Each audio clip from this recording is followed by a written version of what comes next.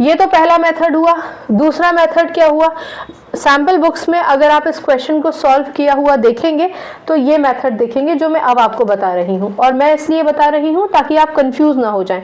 आप इस तरह से करें या जो मैं अब बता रही हूँ उस तरह से करें, दोनों सेम है। हमने लेक्चर की शुरुआत में ये पढ़ा कि ऑक्सीजन की वैलेंसी कितनी है, तो हमने कहा कि valency of oxygen is equals to 2, ठीक है ना। चलिए बहुत बढ़िया। अगर एक वैलेंसी ऑफ, आप यहाँ भी ये भी लिख सकते हैं, valency of 1 oxygen is equals to 2, और ZO3 में आपके पास टोटल काउंट ऑक्सीजन का कितना है, 3, तो आप यहाँ पर लिख सकते हैं वैलेंसी ऑफ 3 ऑक्सीजन कितने होंगे, 2 × 3 इज इक्वल्स टू 6, ठीक है ना। क्योंकि वैलेंसी 3 ऑक्सीजन की 6 हो गई है, इसका मतलब ये हो गया कि Z की valency should be, valency of Z should be 6, ठीक है।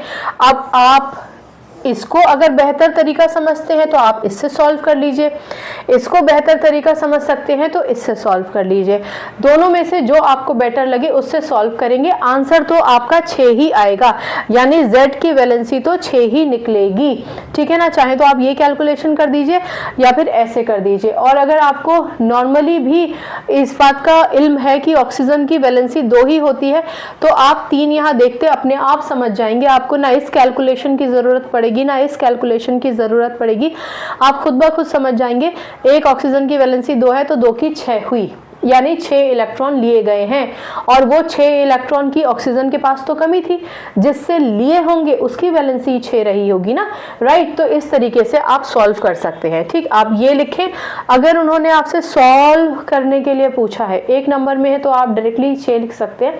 जो भी मेथड आपको बेटर लगे, चाहे तो सॉल्व कीजिए, चाहे तो आप नॉर्मली इसको कैलकुलेट कर सकते हैं। अगर आप बिल्कुल ही स्पेसिफाइड है कि ऑक्सीजन की वैलेंसी 2 है और आप यहीं के यहीं हाथ के हाथ मल्टीप्लिकेशन कर सकते हैं, तो आप डायरेक्टली 6 लिखिए, नहीं तो आप कैलकुलेट कर लीजिए। हर एक नंबर की कीमत होती है, और केमिस्ट्री में तो पूरे नंबर मिलते भी हैं, ठीक है ना। चलिए अब मैं इसको हटा दूँ।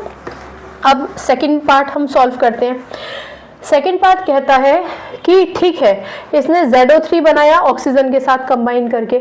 अब अगर ये fluoride, what will be the formula of fluoride of Z।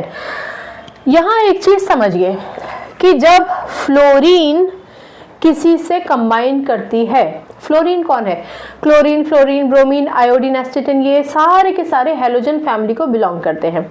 सबके आउटरमोस्ट शेल में 1 इलेक्ट्रॉन की जरूरत होती है, 1 इलेक्ट्रॉन एक्सेप्ट करते हैं, क्योंकि